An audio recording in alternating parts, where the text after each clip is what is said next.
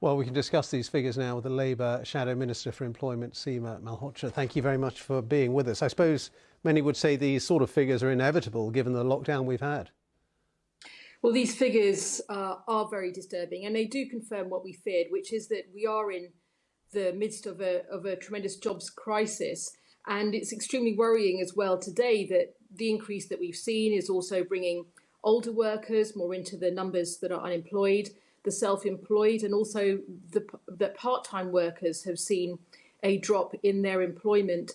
This is very worrying. And what it does suggest is that whilst we've seen some successes to date as well, and we've supported the furlough scheme and the many measures that the Chancellor has taken, that going forward we're going to need a different approach. We're going to need to see much more flexibility and much less of a sort of one-size-fits-all, because different sectors are being hit harder than others. And what we need to see is more targeted support so that we do see the opportunities coming to those who have lost their jobs to try and get more employment in the future, but also to prevent the job losses where we can.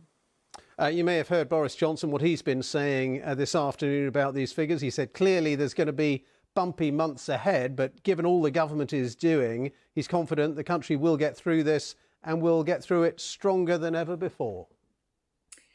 Well, what surprises me is that the industries that have been harder hit are saying that the government hasn't been listening to what they've been saying, and where they do feel there needs to be more targeted support. And aviation is one example that you did raise. This is because the recovery tail is likely to be longer, and therefore for those jobs that may not see that demand in the shorter term, the government needs to allow for more flexibility, but also to support places that are harder hit.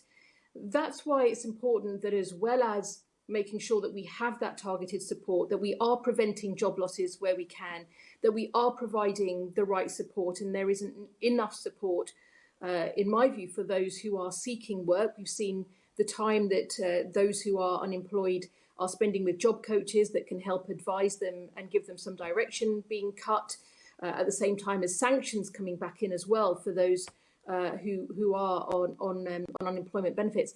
We need to see a government that is showing that it's on the side. That means listening to industry, listening to employers, working with members of parliament across different parties, making sure that this country is doing all that it can and working together.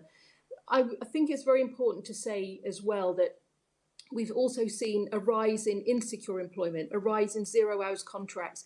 If we're to see the country come out together and that all are involved and included in our recovery, it needs a different approach for government. It's not too late, but they need to start now.